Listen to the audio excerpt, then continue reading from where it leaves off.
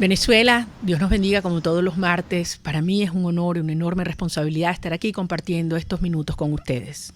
Estamos viviendo las horas más oscuras. Son ya más de 120 horas de apagón nacional, un apagón que tiene responsables directos y desde luego tiene muchas víctimas. A esta hora no sabemos cuántos venezolanos efectivamente han muerto, pero sí sabemos que ni uno más. Ese es el grito que se escucha en todo el país. Como también sabemos que estos responsables, culpables de haber provocado el saqueo más grande de la historia de la humanidad, enfrentarán la justicia. Y específicamente, si hay un sector en el cual se ha conjugado la corrupción, el crimen, el socialismo para este cóctel fatal que produce oscuridad y muerte, es el sector eléctrico. Pasaron de destruir un sistema eléctrico de calidad mundial a sumergir un país en las tinieblas. Sobre este tema vamos a hablar hoy en nuestro programa porque tenemos la obligación de compartir con cada venezolano toda la información que disponemos sobre las causas reales que generaron esta tragedia. Es una tragedia lo que hoy vivimos los venezolanos y Venezuela ya no volverá a ser igual. Estos 5 días, estos 6 días cambian nuestra historia para siempre y estoy convencida que aceleran el desenlace de este horror que hemos vivido durante 20 años. Por eso lo vamos a abordar desde dos perspectivas. La perspectiva técnica, qué hicieron, qué disparate, qué errores, qué atropellos, qué abusos cometieron desde un punto de vista técnico, pero también dónde está el dinero. 100.000 millones de dólares, que como vamos a ver es más del doble de lo que se invirtió en toda los 60 años previos de electrificación de Venezuela. Y hoy lo que queda de luz es gracias a esas inversiones que se hicieron antes de que llegara Chávez y Maduro. En la dirección general de RCR, Jaime Nestares, en la gerencia de producción, Willitzar Calla. La producción de nuestro programa, Oriana Urbina, Justo Navarro, Williams Perdomo y Jennifer Ávila. En el control, César González. Y por supuesto les recuerdo que pueden comunicarse con nosotros por nuestros teléfonos 0212-482-9750 y por las redes sociales @RCR750, María Corina Ya, @20 Venezuela y @Prensa MCM. Quiero empezar transmitiendo toda mi solidaridad, todo mi respeto a los periodistas de verdad, a los que no se callan, a los indoblegables. Hoy nos acompaña uno para hablar de estos temas vinculados al sector eléctrico, César Batiz, y desde luego aquellos que han sido perseguidos, golpeados, encarcelados y torturados. Vengo de acompañar a los amigos, familiares, a la esposa de Luis Carlos Díaz, Naki Soto, en la Fiscalía General de la República, donde un grupo de sus colegas, de amigos, de ciudadanos, estuvimos allí gritando duro, porque si algo no vamos a permitir es que se imponga el silencio. Ustedes saben lo que significa un muchacho que sale en bicicleta de su trabajo a su casa y lo interceptan y lo secuestran. Así funciona el totalitarismo y el Estado criminal. Quieren enviar un mensaje claramente, quieren silenciarnos y la respuesta es: hablamos más duro. Y eso es exactamente lo que vamos a hacer aquí hoy, de temas que muy pocas personas incluso se han atrevido a hablar con la verdad, llamando las cosas por su nombre. Por eso me siento profundamente honrada de estar acompañado de los venezolanos con los cuales vamos a estar abordando estos temas hoy. Antes de empezar ya seriamente o directamente con este tema, quiero también transmitir mi solidaridad a todos los venezolanos que en estas horas han perdido seres queridos. Aquellos que por falta de atención estaban conectados a un respirador, a un equipo que se detuvo, los bebés en las incubadoras, los ancianos subiendo 15 pisos, los que han sufrido agresiones y ataques directos por los esbirros del régimen en estas horas, produciendo aún más sangre y dolor a tantas familias venezolanas. Mensaje de mucha fuerza, pero con la convicción de que habrá justicia. Así actúan los regímenes criminales en su etapa terminal y por lo tanto es el momento de recomponer toda nuestra fuerza en una sola dirección y contestarle a quien hace unos minutos ustedes escucharon, ya no sé si son 3, 4 veces que ha repetido este mensaje en las últimas horas, evidencia la desesperación de quien se sabe acorralado y en proceso de asfixia. Nicolás Maduro habló con el mayor cinismo, con la mentira y con la crueldad. Nicolás Maduro odia a la Fuerza Armada Nacional. Nicolás Maduro odia a los venezolanos. Nicolás Maduro odia a Venezuela. Y por eso es capaz de decir las cosas que acaba de decir. Los trabajadores de Corpoelec saben muy bien lo que está ocurriendo allá adentro. Saben que exponen su vida en condiciones que no cumplen el más mínimo rigor y protocolo de seguridad. Y saben obviamente que esos sueldos de hambre no alcanzan para mantener a la familia, por eso han huido y por eso vemos, y como vamos a conversar más adelante, que cuando el señor Maduro dice que vayan a las estaciones o subestaciones, ¿qué querrá? Que los venezolanos vayan a ver a los cubanos que están allí, porque eso es lo que se han traído, agentes cubanos manejando operaciones de altísima peligrosidad y con requerimientos de conocimientos especializados que claramente no tienen ni ellos ni los militares que han puesto en este lugar. Y cuando Nicolás Maduro le habla a los colectivos, no le habla a la Fuerza Armada, pone en evidencia lo que durante tantos años denunciamos. Un Estado criminal que buscó crear esferas, círculos de protección cuando sabe que ni la propia Fuerza Armada ya lo respeta. Por lo tanto, es la hora de avanzar, mis queridos venezolanos, con un enorme dolor por lo que estamos viviendo, pero con la claridad de que solo la ruta del coraje, del desconocimiento total y de la fuerza total es lo que va a provocar la ruptura de este narcoestado, la salida de Maduro de sus mafias y el inicio de una Venezuela con instituciones muy sólidas, en lo ético, en lo republicano. ¿Vamos a una pausa o iniciamos? Corrido. Seguimos corrido.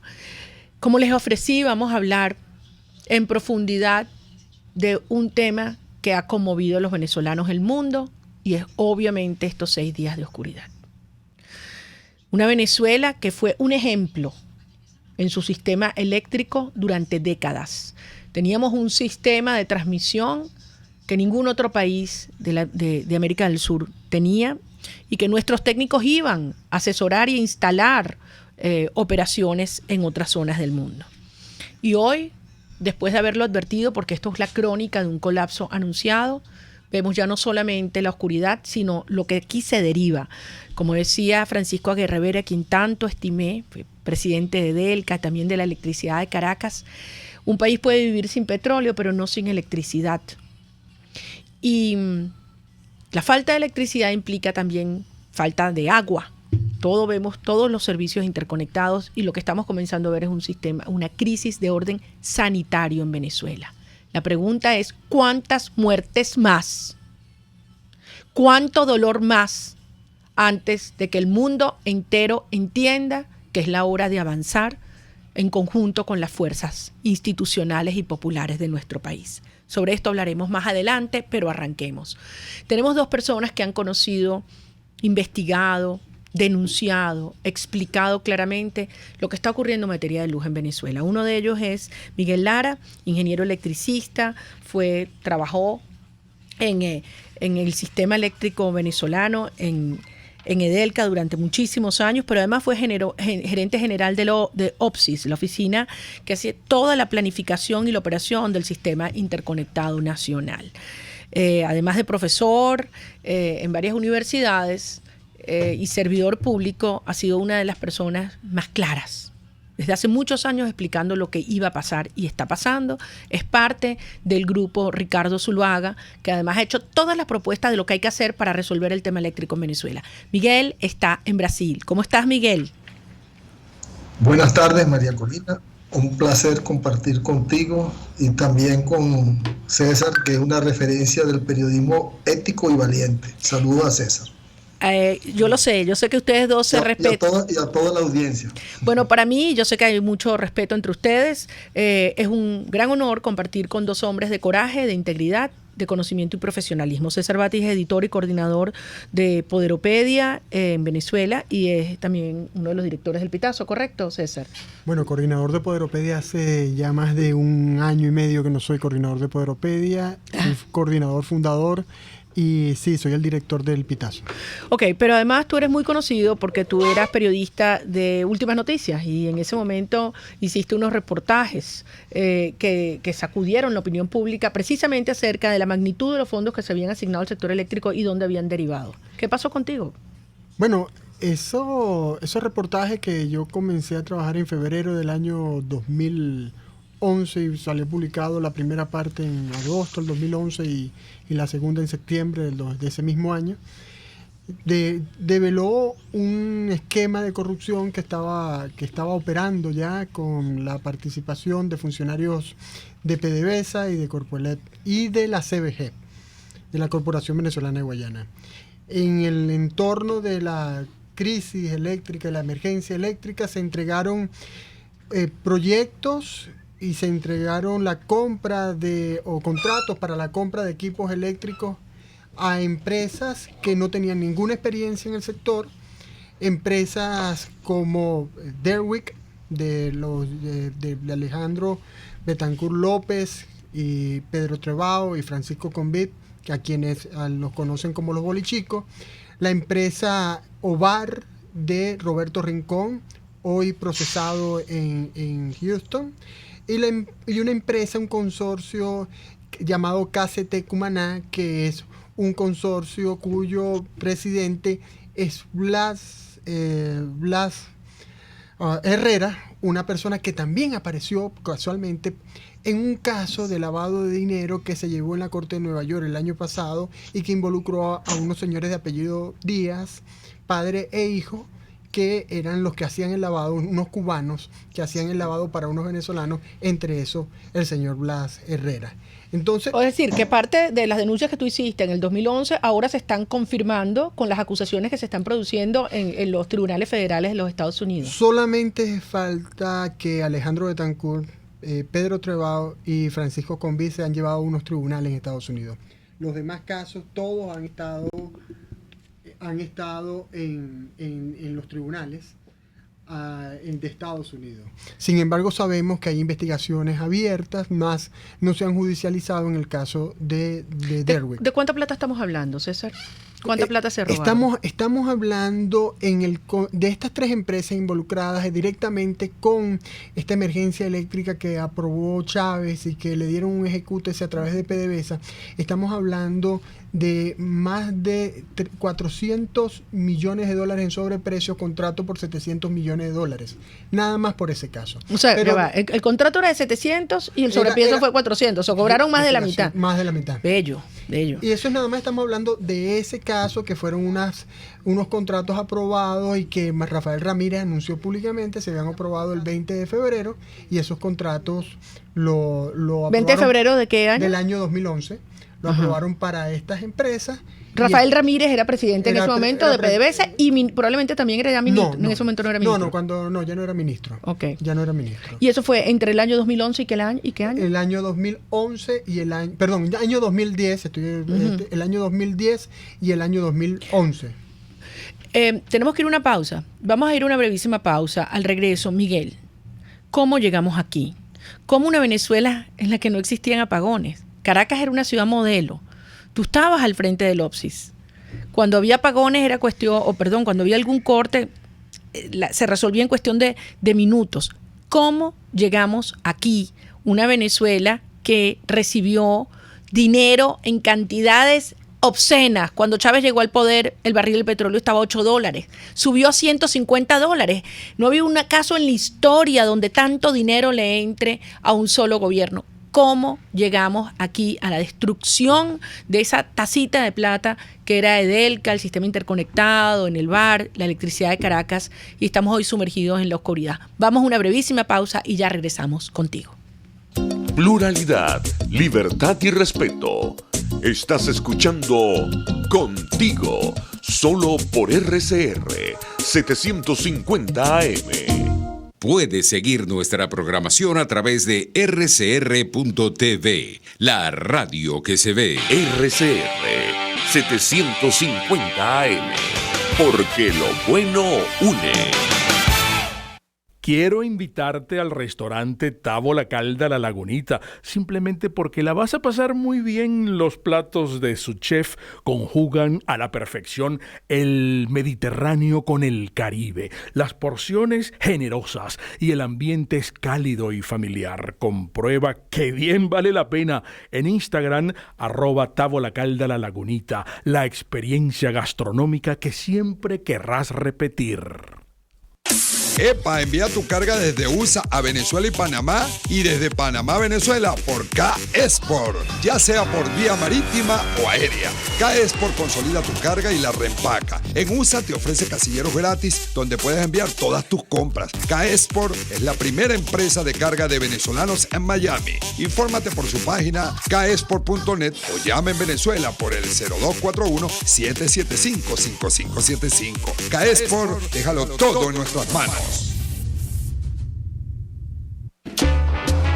La Gran Feria Santo Cristo de la Grita expende los más frescos productos cultivados en los páramos andinos para tu hogar, restaurante, lunchería y afines, con precios sin competencia y la mejor calidad.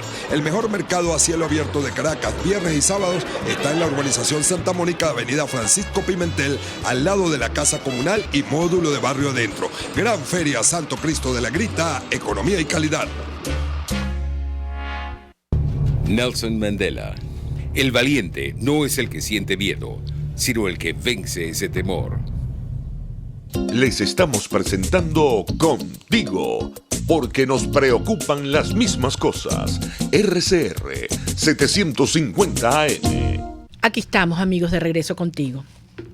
6 días de oscuridad en Venezuela. Miguel Lara fue director de la OPSIS, profesor universitario insigne, ingeniero, colega. Miguel, rápidamente, ¿qué habíamos logrado tener nosotros como sistema eléctrico en Venezuela antes del 99 y cómo esto en 20 años se destruyó? ¿Cómo lo viviste tú?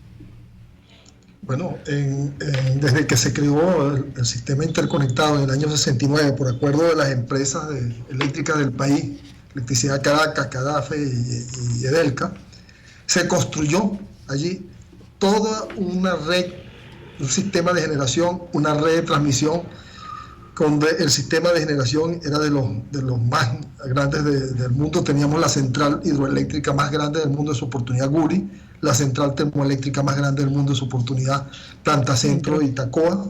Teníamos los sistemas de transmisión que en aquella oportunidad solo había 2 a nivel mundial, ahora son 10 a 765.000 voltios desde Guri hacia el resto del país.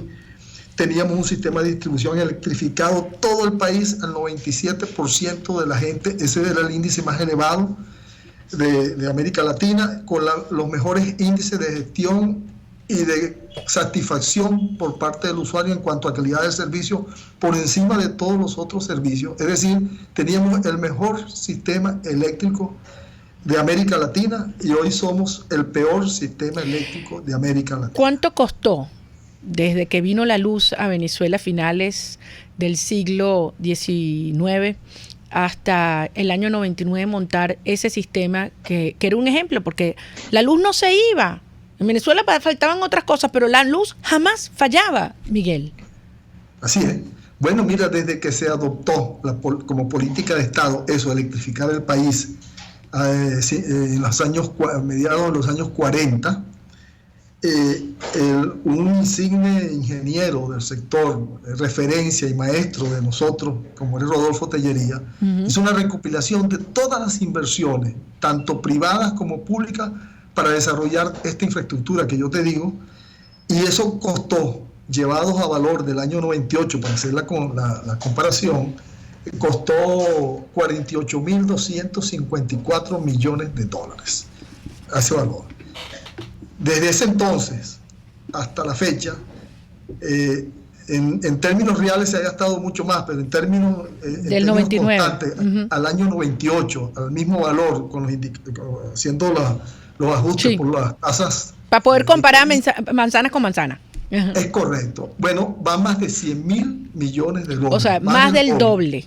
Más y te puedo del decir doble. que hoy la demanda que se tiene del sector eléctrico es menor que la que había en el año 99, en el 98. Eso es un punto muy importante. Párate La ahí, demanda Miguel. es menor. Expliquemos pero eso. También es menor la generación que se tiene.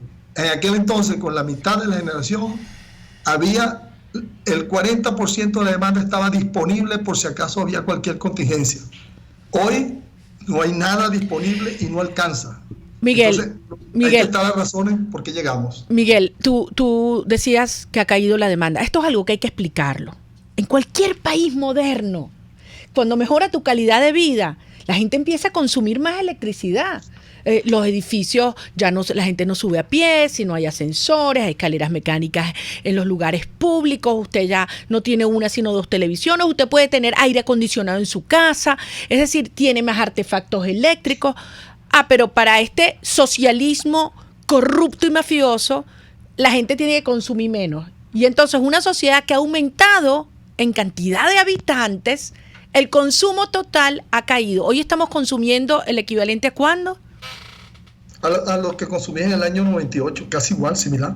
Pero lo más grave no es el consumo. 20 años de estancamiento. No es solo el consumo que afecta al ciudadano común, sino que no hay la cantidad necesaria de generación termoeléctrica e hidroeléctrica para satisfacer la demanda de la industria. Es decir, que si nosotros quisiéramos que este país hoy produjera a los niveles del año 2008, no tendríamos la cantidad de generación suficiente para hacerlo. Exacto. Entonces, no solamente se robaron 100.000 millones de dólares, porque esa plata obviamente la gastaron en unos equipos que hoy no están produciendo.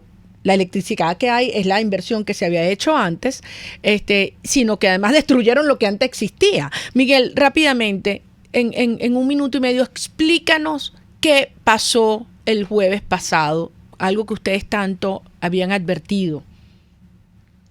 Bueno, todo se inicia con una falla, sin duda en el sistema de transmisión y sin duda por vegetación, que es lo que ocurre desde hace mucho tiempo.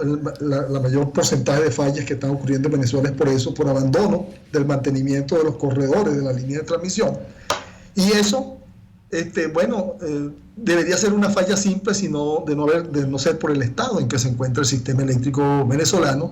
Terminó ocasionando un apagón porque muchas cosas no funcionaron, que deben funcionar, y bueno, se sale todo, cayó todo. Y una vez que cae todo, hay unos procedimientos para recomponerlo que requieren de sistemas de control, de experticia, de decisiones que tienen que tomar los operadores que deben estar entrenados para eso, y del conocimiento de cómo hacerlo, el entrenamiento. Y eso no hay en 1 minuto y medio, porque se fueron todos los profesionales, lo sacaron uno y los otros ni hay equipos de repuesto en inventario, ni hay aceites para el mantenimiento. Ya no se están produciendo aceites localmente para el mantenimiento de las subestaciones y bueno, como tú dices, además no hay plata porque se la robaron toda para pagar lo que antes se necesitaba. Y una solución que tendrían para solventarle la situación del occidente y de parte de los Andes es importar electricidad de Colombia, pero eso tampoco se puede hacer en el caso de Maracaibo, por ejemplo, porque dañaron el sistema de transmisión. ¿No es así, ingeniero? Bueno, la línea de interconexión que llega desde Colombia hasta Maracaibo, el sitio de llegada fue desconectada, la línea de Colombia, para poder usar una línea de cruce del lago por encima de ellos, para que llegara a otro nivel de tensión que es de Cuestecita. Entonces o se usa una o se usa la otra, porque no van a la solución que era la correcta, sino vienen a estas hazañas que salía diciendo este personaje que dirige el sector, el ministerio, que son la ingeniería de avanzada de Venezuela, o sea, la piratería. Miguel, esta corrupción, este crimen organizado y este socialismo significa muertos. Y estos muertos tienen responsables, no solamente Chávez y Maduro y su entorno y todos los ineptos que han pasado al frente del ministerio y de Corpoelec, pero también quienes se agarraron el dinero. César Batis fue quizás la primera persona que empezó a denunciar la magnitud de la corrupción que se estaba generando a raíz de, todo comenzó en el 2005-2006 con una crisis eléctrica, y entonces Chávez dijo, vamos a electrificar el país, y entonces a alguien se le prendió la gran idea, vamos a traer planticas usadas termoeléctricas, las vendemos como nuevas. O vamos a entregar contratos, que fue lo que pasó. En ese momento ¿Qué pasó? Aparece Nervis Villalobos como viceministro de Energía Eléctrica del Ministerio de Energía y Petróleo, que era dirigido por Rafael Ramírez. Nervis Villalobos era su viceministro. Según lo que me dijo Rafael Ramírez en una entrevista, fue un viceministro puesto por el mismo Chávez. ¿Tú entrevistaste a Rafael Ramírez? Sí, lo he entrevistado ya en 2 oportunidades. Ajá, ¿y qué te dijo? Que a Nervis Villalobos no lo puso él, lo puso Chávez como viceministro. Para que tuviera también allí una tajada para aquel lado. Y Nervis Villalobos venía desde de Nelven, en el estado Zulia, donde por cierto lo protestó el Colegio de Ingenieros porque utilizó la lista Tascón allá en el estado Zulia, en Nelven. Bueno, resulta que Nervis Villalobos comienza con esta primera construcción, un dinero que entrega el gobierno nacional para la construcción de plantas eléctricas. Entre esas se contrata una empresa llamada Pacific Green Energy, que es de los hermanos, se me fue el nombre, pero son los mismos de seguro, de Universitas de Seguro, los mismos los de Atún y Beba, los árabes, los de Atún y Beba, Majet y Khaled Khaled. Majet y Khaled Khaled le entrega a ellos, y esas obras eléctricas, que creo que eran cuatro plantas, una de ellas en Falcón, en Punto Fijo, 2 en Anzoátegui y la otra no recuerdo dónde, pero ninguna. Esa es la que dice, donde estaba la Josefa Cangrejo, como le dicen, ¿no? Ajá, exactamente, por la magnitud del guiso. Que creo que es la que prendieron ahorita en Punto Fijo, una de las que han podido prender, y porque la terminó otra gente, no la terminaron ellos. Pero bueno, ese fue el primer guiso de ese momento. Después está el otro guiso, que es el guiso de la Vueltosa, donde está Nervis Villalobos, que lo denuncia Luis Tascón, precisamente porque la hermana de Luis Tascón trabajaba en Desur. Chávez despide a Nervis Villalobos, le dice a Rafael Ramírez, no lo quiero más acá, lo saca del ministerio. Pero ya se había hecho el daño allí porque habían contratado unas empresas que no cumplieron con la capacidad técnica para hacer el trabajo, y entonces allí tenemos otro elefante. Unamos a esto lo que tenemos en Tocoma con Odebrecht y el consorcio que se hizo allí, encabezado por Odebrecht, donde también se han hecho una serie de desastres y desgastos. Bueno, de ese caso creo que puede hablar mejor el ingeniero Miguel Lara, pero allí también se perdió una gran cantidad de dinero. Y después venimos en el año 2010, que es donde yo he investigado más, con esta ampliación, este blindaje eléctrico. Recuerdan cuando en el año 2010 Chávez dijo que esto iba a haber un blindaje eléctrico, que Venezuela más nunca iba a tener esto, que no importaba la iguana, el niño, la niña o lo que sea. Bueno, vino toda esa corrida de dinero de $40 mil millones en 2-3 años, y que acumula estos casi $100 mil millones. ¿Y qué tenemos ahorita? No tenemos ningún blindaje eléctrico. Lo que tenemos es gente que se ha enriquecido, como los muchachos de Derwick, que han utilizado ese dinero que sacaron acá para comprar una empresa petrolera en Colombia, la cual quebraron, para comprar una empresa productora de lentes de sol en España, para comprar un banco en Costa de Marfil y otro en Senegal, para hacerse ricos y enriquecer a otros fuera del país, pero empobrecernos a nosotros y ver estas consecuencias que hemos visto. Fincas y apartamentos y... Para ustedes contar. Se supo, en tu caso, César, que se te acercaron personas para que tú no denunciaras allá en el año 2011, 2012, la información que estabas recabando. Te trataron de sobornar, te trataron de... Sí, me ofrecieron a lo largo de un año me iban a dar cerca de $120,000. En ese momento, para una persona que ganaba un promedio de 6,000 bolívares fuertes en ese momento, en el año 2011, 8,000 bolívares fuertes haciendo guardia en Últimas Noticias, era muchísimo dinero. Pero fíjate que yo, cuando me dijeron de la primera persona de la cual no debes escribir absolutamente nada, es de Roberto Rincón, me di cuenta de todo lo que estaba planteado y le dije que yo no yo no iba a aceptar. Según lo que me contaron, era en bolívares, eran 1.000 millones de bolívares que me habían que era el paquete, pero esta persona que se me acercó a ofrecerme el soborno se había quedado con 400 ya y me estaban cuadrando 600 para entregármelo a lo largo de un año. Qué asco. Miguel, perdónenme, pero lo que da es asco. O sea, cómo toda esa danza de dinero ha penetrado todos los sectores. Y que entiendo, después entiendo la razón, porque es que Roberto Rincón estaba tan encochinado que... Y Roberto Rincón era cercano a Chávez. Era cercano, no sé si cercano a Chávez, pero fue un empresario que en el año 2002, cuando el paro, desde Maracaibo apoyó mucho al gobierno nacional para superar el paro. Después de eso Él está preso en este momento. No está preso, está en juicio, está esperando sentencia. La sentencia la han suspendido durante 6 oportunidades, pero en su caso, están Luis Carlos de León, que fue vicepresidente de Asuntos Legales y Finanzas de la Electricidad de Caracas, cuando pasó de ser privada al Estado.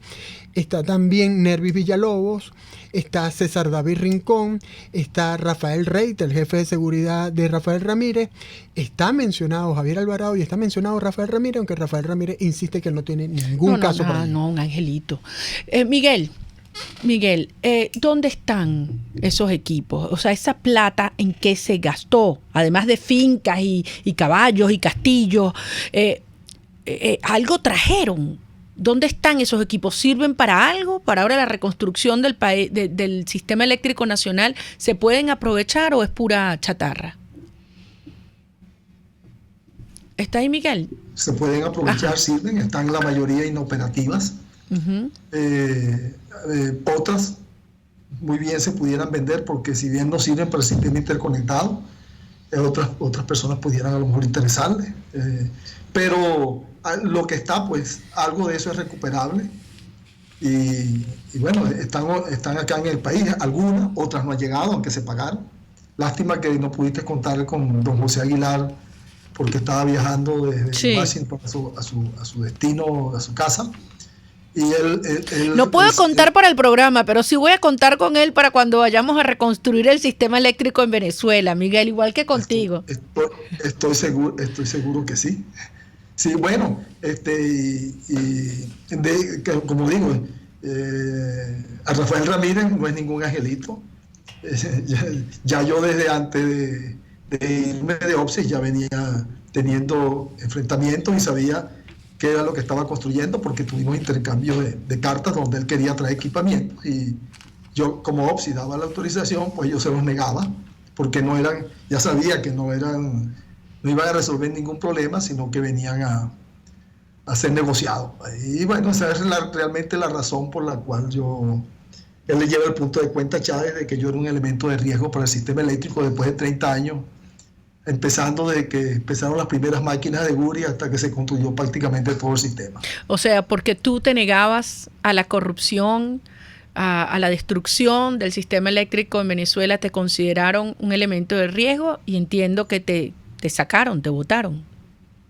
Bueno, yo firmé el referendo revocatorio, me dijeron que tenía que retirar la firma y fui a reafirmar porque yo estaba claro y se los había dicho a ellos, que esas acciones que estaban tomando desde el año 99 en una presentación que le hicimos a una comisión presidencial que nombró Chávez, que estaba dirigida por José Vicente Rangel y estaba todo su plano ministerial, fuimos los presidentes y me tocó a mí como secretario del Comité Ejecutivo de OPSI hacer la presentación. Y allí vi y dije las cosas como tenía que decirlas, me dijeron que era grosero y sabía que había que cambiar todas esas acciones porque había una sola dirección, llegar a esto que íbamos a llegar. Y ahora, bueno, por eso siempre hemos persistido en que la única manera es cambiar todas las acciones que ellos han emprendido, porque si no, no se puede recuperar el sistema eléctrico y por eso el cambio político es el primer paso. Así es, Miguel, y por eso tú puedes verle a los ojos a tus hijos y puedes venir a la calle cuando tengas las rejas y los los tendrán que ver oportunidades. No, y los traeremos de vuelta y verán con orgullo cómo su papá es reconocido como un hombre íntegro, valiente y competente, y que además va a ser pilar de la reconstrucción del sistema eléctrico. Me queda un minuto, Miguel, pero por ahí he escuchado a una gente que habla de una danza de millones para reconstruir el sistema eléctrico. Sin embargo, tú tienes números aterrizados. ¿Cuánto tiempo tarda y cuánto se necesita para que Venezuela vuelva a ser un país realmente de luz? Bueno, en la propuesta del grupo del cual yo formo, de Ricardo Zuluaga, hemos indicado un plan de acciones, un resumen ejecutivo, no todo el plan, y allí está también un resumen de los recursos y de las acciones.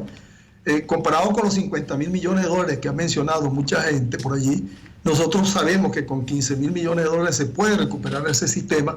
Las otras cifras parecen las cifras que usaba el chavismo. Y en 5 años ya tú pudieras tener no solamente un sistema recuperado, sino ya en vías de modernizarse y sustentable. Claro, pero los resultados los vamos a ver mucho antes que eso, ¿no? Por supuesto. No son. Sí, Mira que aquí la gente se asusta, que le dice, no, 5 años de oscuridad para nada.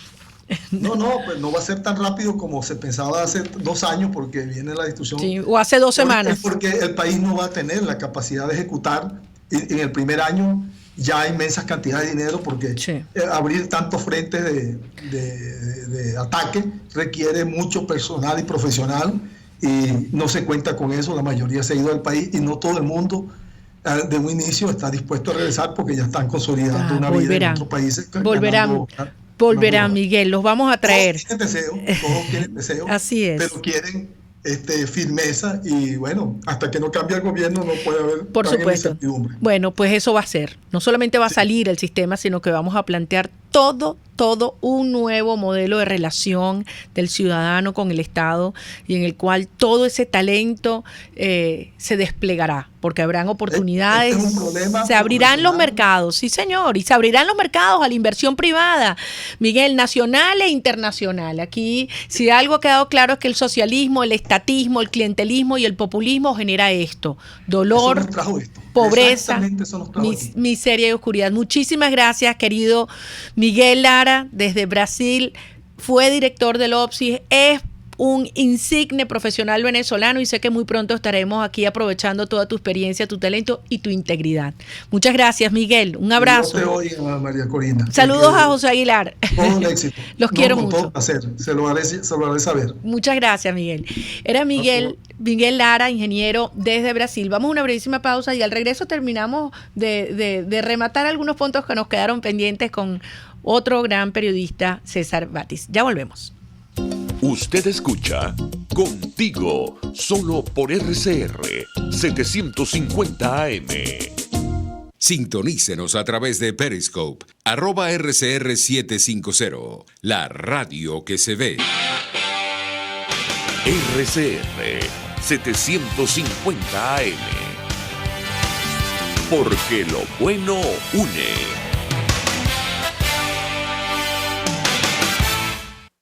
Cauchera Fran Luis te ofrece cauchos nacionales e importados de las mejores marcas y en todas las medidas, al mayor y de tal. Para mayor información visita @Cauchera San Luis en Twitter, Instagram y Facebook, o llama al 0412-815-6712. Cauchera Fran Luis, tu mejor opción. Les estamos presentando Contigo, el espacio donde tú y tus dirigentes se escuchan, solo por RCR 750 AM. Aquí estamos, amigos, de regreso contigo, y voló el tiempo en este programa sumamente especial. César, corrupción, crimen organizado, socialismo, estatismo, conchupancia, pero va a haber justicia, ¿no?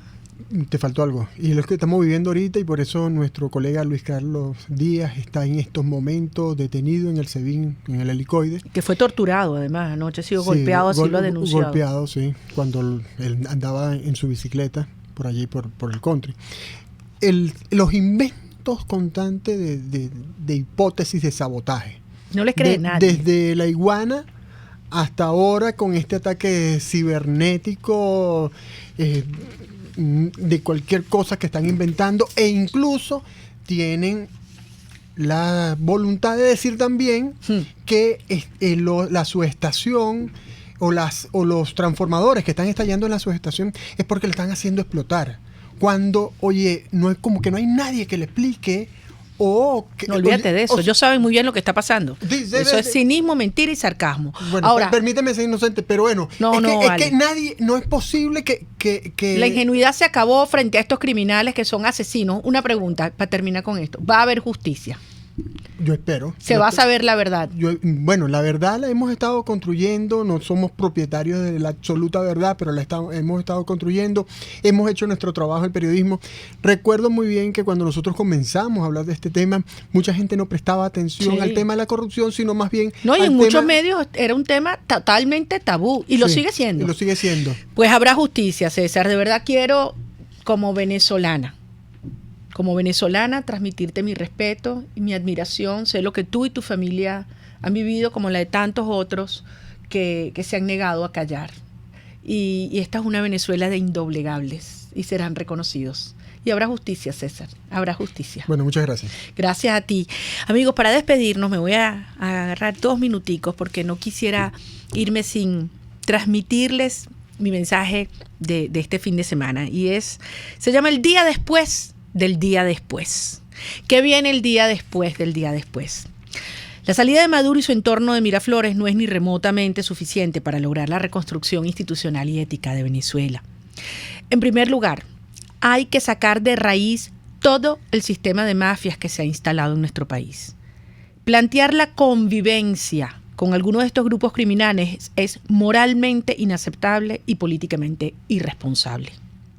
¿Con cuál de las mafias pretenden cooperar? ¿Con cuál se podría cooperar?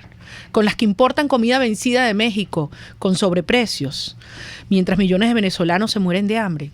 Con las que explotan y trafican los lingotes de oro mientras masacran a los mineros y a los indios Pemón.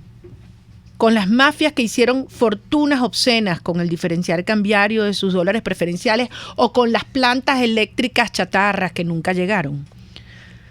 Con las que controlan circuitos judiciales apresando inocentes y liberando a los culpables, o con las del contrabando de armas, drogas o combustibles. Estas mafias son el principal soporte del status quo y hay que alertar que desde ya aspiran a un modelo de transición en el que puedan subsistir y mantener su impunidad. Por eso, la erradicación de todas estas redes del crimen organizado, vístanse del color que se vistan, es una tarea prioritaria y titánica que va a exigir una firmeza y un coraje muy grande, así como la construcción de un sistema de justicia fuerte, totalmente autónomo, refractario a estas aspiraciones de garantizar la impunidad a criminales que tanto daño le han hecho a nuestro país. Pero no basta con combatir y erradicar el crimen organizado. La corrupción en Venezuela se ha desplegado e infiltrado en prácticamente todos los sectores de la sociedad. Desde el pago de comisión en la licitación petrolera hasta el financiamiento oscuro a partidos políticos y medios de comunicación. La ignorancia o tolerancia a estas prácticas tenemos que acabarla. Es tan reprochable el cobro de vacuna en una alcabala de la Guardia Nacional como el pago a un periodista para que altere su línea editorial.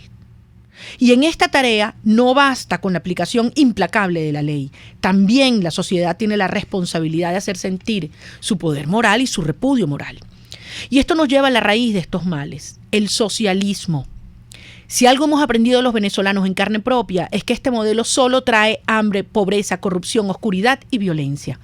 Durante décadas hemos visto cómo progresivamente el Estado se propuso controlarlo todo y se apropió de más y más funciones y sectores de nuestra sociedad, desde la generación eléctrica hasta la producción de café, desde la gestión cultural hasta la organización vecinal. Porque si hay un sector donde se evidencia el resultado fatal del socialismo, el crimen organizado y la corrupción, es precisamente el sector eléctrico. Quizás nunca sabremos cuántos venezolanos han muerto por los cortes de luz en hospitales y ambulatorios. Lo que sí sabemos es que no aguantamos una sola muerte más y que los responsables de este saqueo enfrentarán toda la fuerza de la justicia.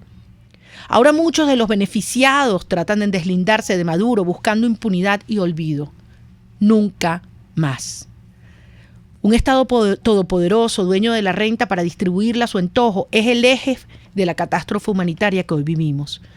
Con un resultado de decenas de miles de muertos, los venezolanos hemos constatado que el socialismo, con su estatismo exacerbado, aspira a lograr la dependencia total del ciudadano y convertirlo en sumiso mendigo.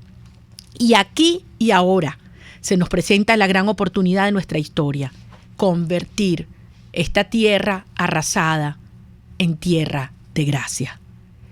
Para eso construiremos instituciones muy sólidas que incentiven el trabajo productivo, la excelencia, la cooperación y la innovación, que premien el esfuerzo y el talento.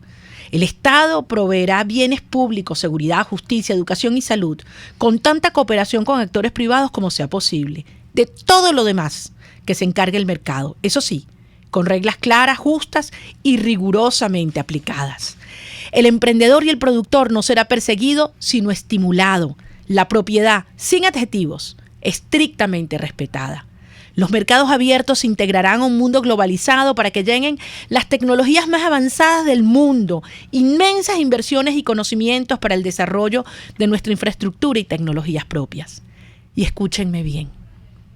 En pocos años, Venezuela saldrá de estas tinieblas y avanzará a la cabeza de América Latina. Seremos el destino anhelado de quienes quieren crear, invertir y vivir en una tierra de gracia. Quizás algunos aún no se han dado cuenta y algunos otros pretenden negarlo, pero esto es una realidad indetenible. Venezuela es una sociedad liberal. Una sociedad con enormes aspiraciones y ganas de surgir a punto del logro y la responsabilidad personal.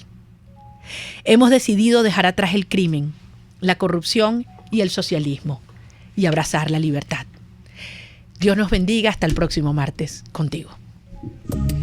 RCR presentó Contigo, donde la pluralidad de pensamiento confluye. Solo por RCR 750 AM. RCR 750 AM. Porque lo bueno une.